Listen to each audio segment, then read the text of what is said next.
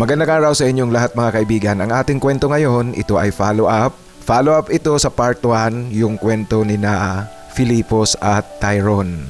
Merong pamagat ang unang bahagi nito na muli kaming magkikita ni Tyrone. At siguro natatandaan nyo na nagtapos ang kwento. Ang sabi ni Phil, may pag-uusap sila ni Tyrone na uuwi sa Pilipinas ngayong buwan ng Disyembre. Magkikita sila sa isang lugar. Kung pareho sila dumating, ibig sabihin niyan silang dalawa ipagpapatuloy na nila ang kanilang relasyon. Ngunit kung sakaling mayroong isa na hindi dumating o kaya lahat silang dalawa pareho hindi dumating, ibig sabihin niyan tapos na ang kanilang ugnayan. Ngayon mga kaibigan, nag-update sa atin si Phil. Narito ngayon sa Pilipinas si Phil at alamin natin kung ano ang nangyari. Nagkita ba sila? Nasawi ba sa pag-ibig itong si Phil? Ngayon po ang ating kwento, itong ikalawang yugto ng muli kaming magkikita ni Tyrone. Magandang araw sa iyo Tito Makoy.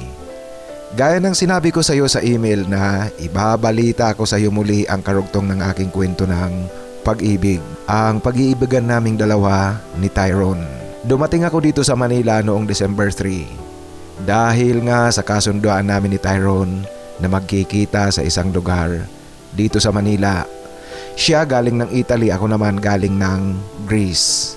Ang pagkikita namin ito Tito Makoy ay sukatan na kung sakaling pareho kami dumating sa takdang oras at lugar na aming napagkasunduan, sisilyohan na namin ang aming ugnayan.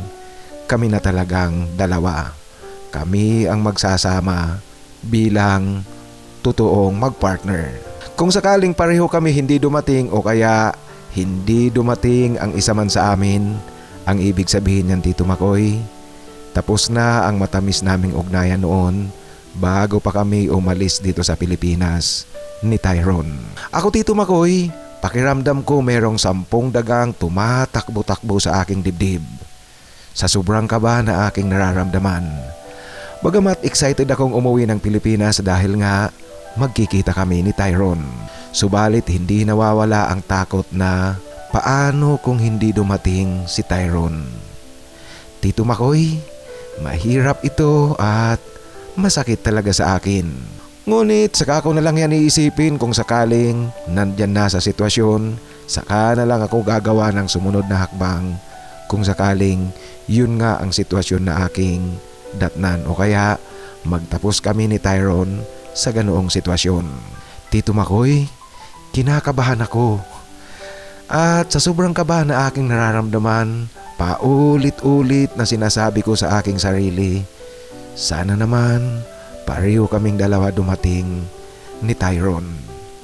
Ako kasi Tito Makoy, bago pa ako lumipad pauwi dito sa Pilipinas, buo na talaga ang isip ko. Gusto ko at mahal ko si Tyrone. Pinipili ko Tito Makoy ang aming relasyon. Kinakabahan nga ako Tito Makoy dahil nga sa nakaraang mahigit 2 buwan, hindi na kami nag-usap ni Tyrone. Wala kaming komunikasyon. Napagkasunduan namin kasi ito Tito Makoy para subukin namin ang aming mga sarili kung talaga bang mahal namin ang isa't isa. Kung talaga bang ang kailangan namin ay ang bawat isa.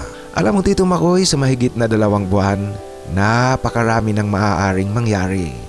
Sa hindi namin pag-uusap ni Tyrone, baka makatagpo o magbago ang ihip ng hangin ng sino man sa amin.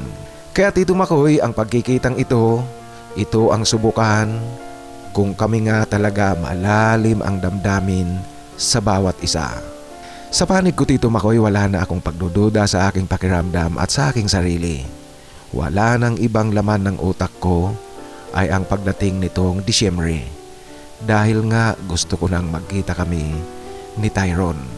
Alam niyo po, pagdating ko dito sa Manila, hindi talaga ako nakatulog ng husto. Kasi nga iniisip ko at ang kabang aking nararamdaman Tito Makoy.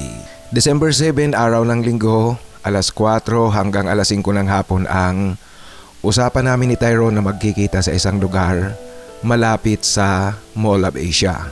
Ang paghihintay Tito Makoy ay gagawin lang sa loob ng 1 oras Mula alas 4 hanggang alas 5 ng hapon lang. Pag hindi dumating ang isa, uwian na.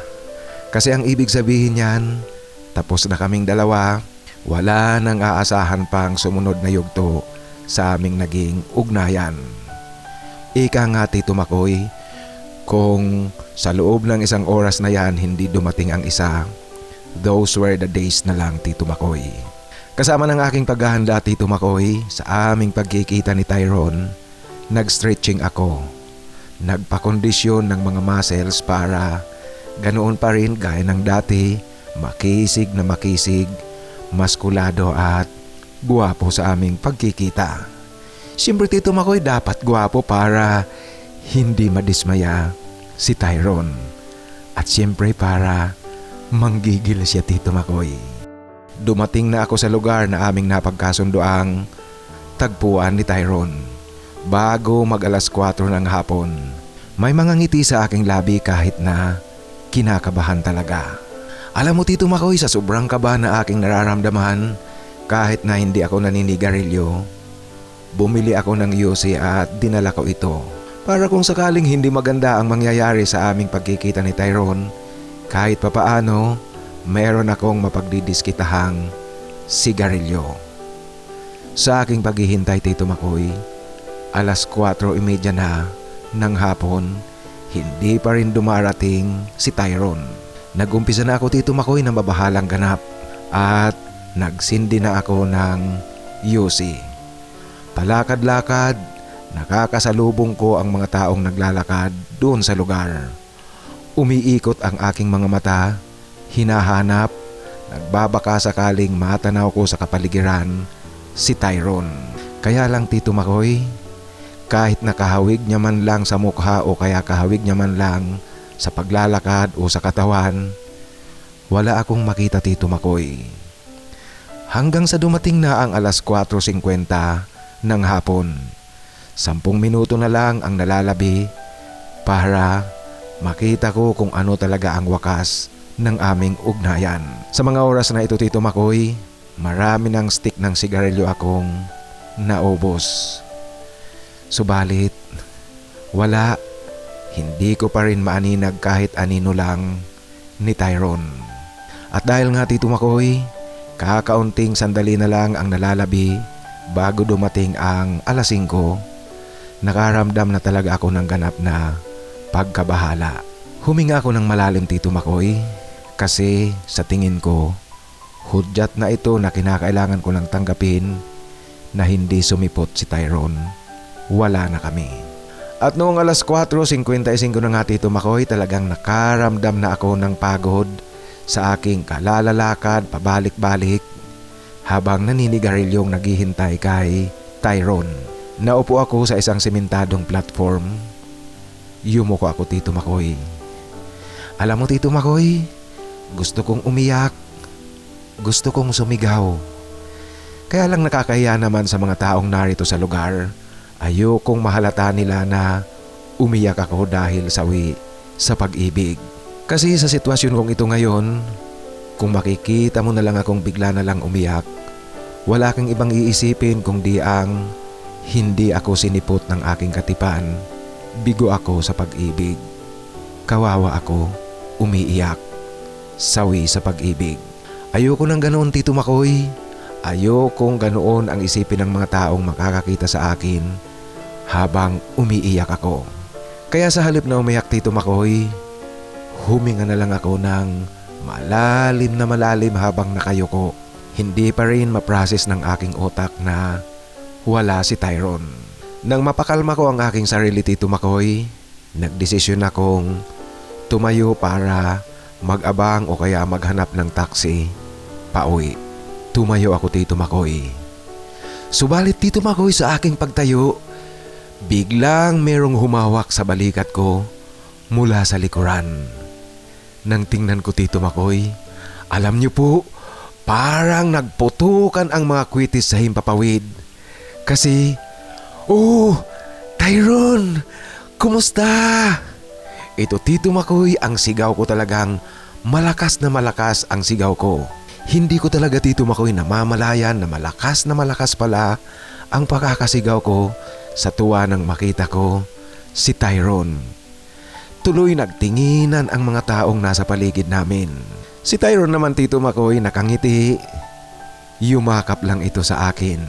Ako talaga yung maingay na maingay, sumigaw at tumatawa.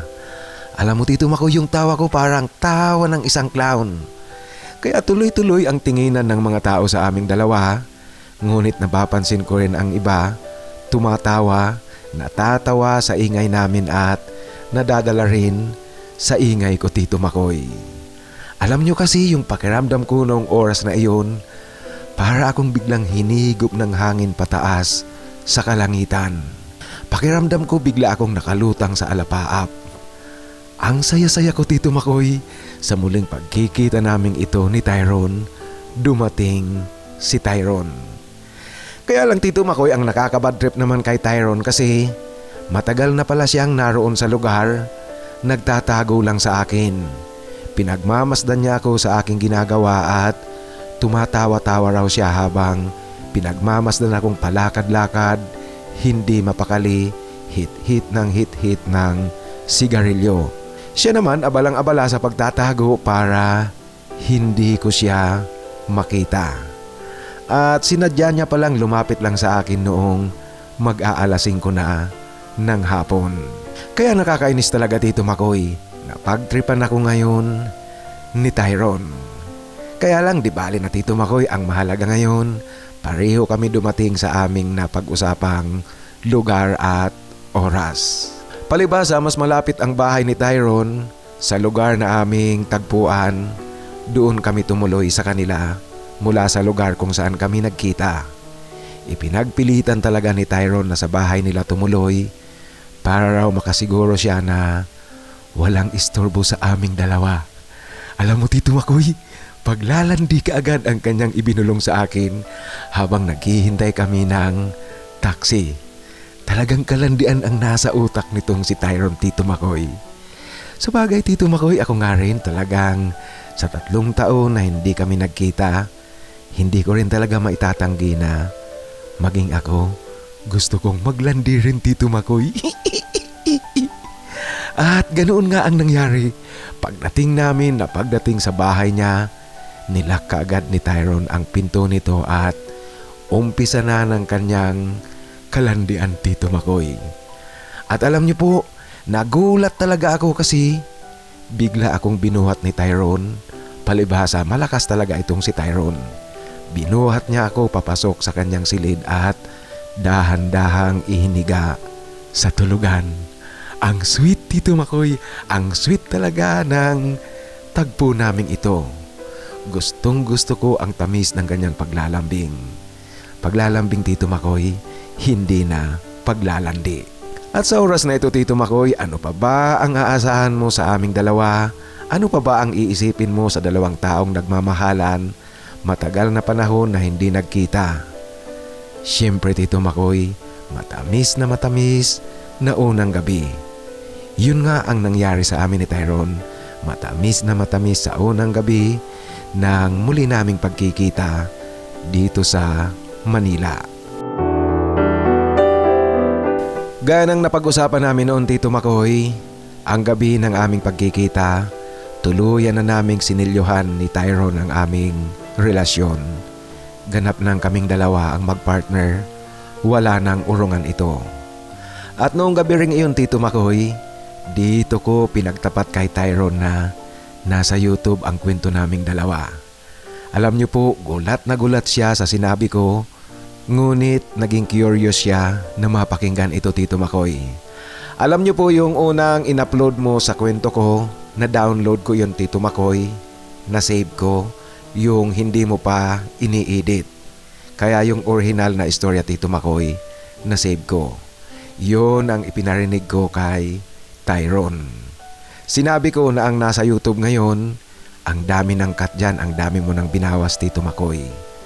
Alam mo, Tito Makoy, noong nakikinig si Tyrone habang pinagmamasdan ko siya, natatawa ako, Tito Makoy, kasi gamit ang earbud sa kanyang tainga, yung party, Tito Makoy, na intimate moments naming dalawa, kitang-kita ko si Tyrone, Tito Makoy, na dadala sa kanyang pakikinig sa istorya. Kitang-kita ko Tito Makoy sa kanyang mga galaw at sa kanyang mukha. Makalipas ang 2 araw mula nang magkita kami ni Tyrone, tumulak kami papuntang Palawan. Ito Tito Makoy ang pinakaunang biyahe naming dalawang magkasama at nag-honeymoon kami sa Palawan. Actually Tito Makoy, sa Palawan ko po inumpisahan ang aking pagsusulat nitong email ko sa iyo para sa update. At sa kasalukuyan si Tyrone, excited na siyang mapakinggan ang ikalawang yugto ng kwento naming dalawa. Kaya Tito Makoy, sana piliin niyo po ito at i-upload niyo pong muli. Kasabay ng honeymoon na ginagawa namin ni Tyrone, pinag-uusapan na rin namin ang aming sunod na hakbang na gagawin tungkol sa aming relasyon. Pinag-uusapan namin ngayon kung mananatili kami sa ibang bansa o kaya mananatili na dito sa Pilipinas. Ngunit Tito Makoy, tila yata mas nananaig sa amin ang tuluyan ng manatili dito sa Pilipinas. Bagamat wala pa kaming pinal na desisyon at wala pa kaming pinal na pag-uusapan. Sa kasalukuyan nga pala Tito Makoy, meron na kaming tinitingnang maliit na lupain sa labas ng Manila, ngunit malapit lang sa Manila. Plano namin ni Tyrone Tito Makoy ang maglagay ng vegetable farm at fish farm. Ang vegetable farm Tito Makoy gamit ang hydroponic technology. At sa fish farming naman, gamit ang biofloc at yung natural fish pond farming. At sa kasalukuyan din, pinag-iibayo ko ang pag-aaral tungkol dito sa farm na gusto naming gawin. Maging si Tyrone, pinag-aaralan niya rin ito para magkatuwang kaming dalawa sa farm na aming itatayo. Sa ngayon Tito Makoy, nag-i-enjoy kami ni Tyrone na magkasama muli dito sa Manila at tuloy-tuloy ang aming pag-uusap sa aming plano para sa aming dalawa sa darating na araw. Hanggang dito na lang po Tito Makoy ang aking kwento. Sana po muli niyong basahin at sana magustuhan muli ng iyong mga taga-pakinig. Lubos na gumagalang, Phil. Maraming salamat Phil sa pagbabahagi mo ng update tungkol sa ugnayan, relasyon yung dalawa ni Tyrone at congratulations. Alam mo, binabasa ko ang email mo habang andun ka sa point na naninigarilyo. Maging ako talaga, kinakabahan ako para sa iyo. Ngunit nakabawi ako nang mabasa ko na yung sabi mong merong humawak mula sa likuran mo. Nakakatuwa, masayang masaya sa pakiramdam ang marinig na ang dalawang nagmamahalang tao, lalong-lalo na kayong dalawa na bahagi na nitong Dear Tito Marcos. Masayang masaya kami lahat para sa inyong dalawa. Good luck sa inyong dalawa ni Tyrone.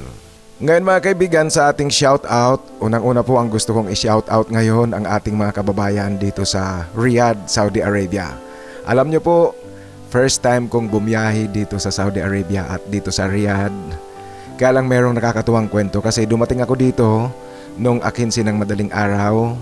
Pagkatapos nag-umpisa kami ng aming trabaho, sinundo ako ng guide after lunch. Medyo natagalan sa research na ginagawa namin. Umuwi kami madaling araw na yun ng 15, actually December 16 na nga yun.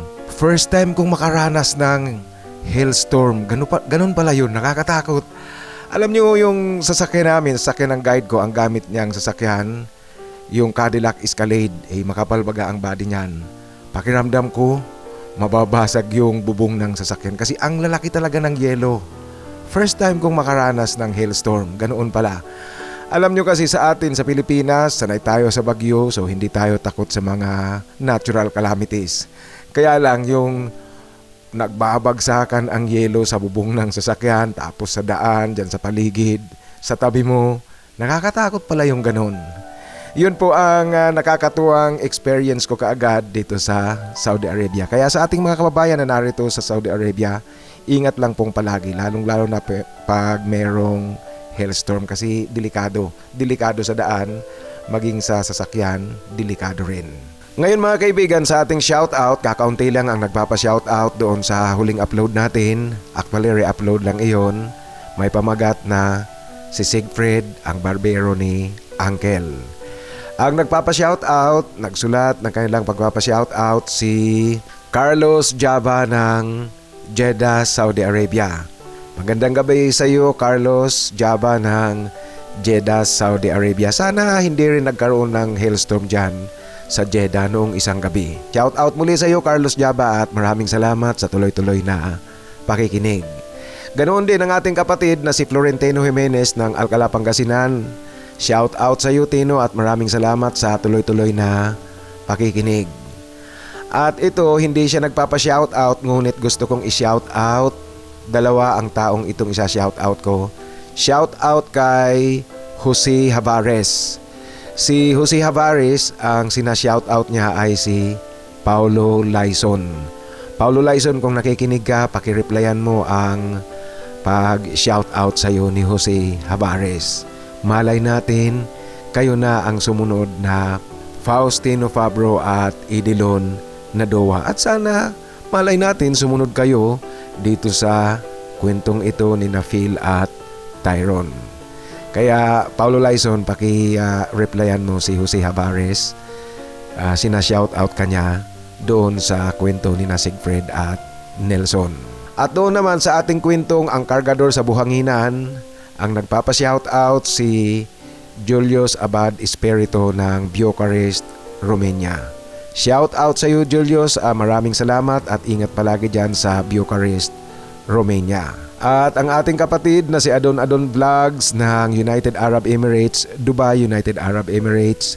Adon Vlogs, shoutout sa iyo at maraming salamat sa tuloy-tuloy na pakikinig. Ngayon sa ating hinahanapan ng Forever, ang babanggitin ko ngayon, isa-shoutout ko ngayon ay ang Team B. Naghahanap ng Forever si Robert Merapuente, Alfred TV 888, John M7, John Inglaterra, Alvin Santiago, Rodney Kerubin, JP Chulipa at si Filmer Borromeo. Para doon sa mga ngayon palang nakapakinig dito sa ating kwentuhan, yung mga binanggit kong pangalan, naghahanap yan ng Forever. Kaya kung naghahanap kayo ng Forever, pwede nyo silang kontakin. Sa muli, yung mga nais na magpa-shoutout, pakisulat lang po sa pinakahuling upload para siguradong mabasa ko yan. At sa mga nais namang magbahagi ng kanilang kwento, ipadala lang sa aking email, titomarcos@yahoo.com.